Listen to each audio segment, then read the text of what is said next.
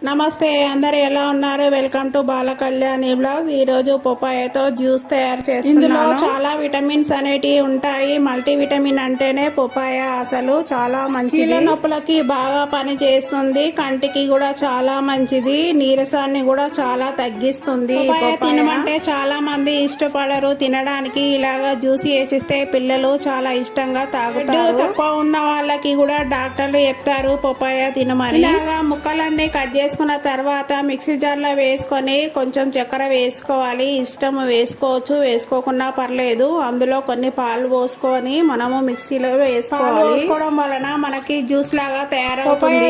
మనము face pack కూడా మనము ఫేస్ కి అప్లై చేసుకుంటే చర్మము కాంతివంతంగా కూడా మెరుస్తుంది. మనకి జ్యూస్ అయితే రెడీ అయిపోయింది. ఇలా గ్లాసులలో వేసేసుకొని దానిపైన నారింజ గింజలు వేసుకుంటే కలర్ఫుల్ గా ఉంటాయి. పిల్లలు తాగడానికి ఇష్టపడతారు. మనకి నమిలేటప్పుడు కూడా పంట కింద తగులుతాయి. టేస్ట్ కూడా చాలా బాగుంటుంది. తేనె కూడా వేసుకోవచ్చు, అది ఇష్టం ఉంటే వేసుకోవచ్చు, లేకపోతే లేదు. పపాయలో చాలా బెనిఫిట్స్ ఉన్నాయి కదా, అసలు వదులుకోవద్దు. మనము తినడానికైనా బాగానే ఉంటది. జ్యూస్ కూడా చేసుకుంటే చాలా ఇష్టంగా తాగుతారు.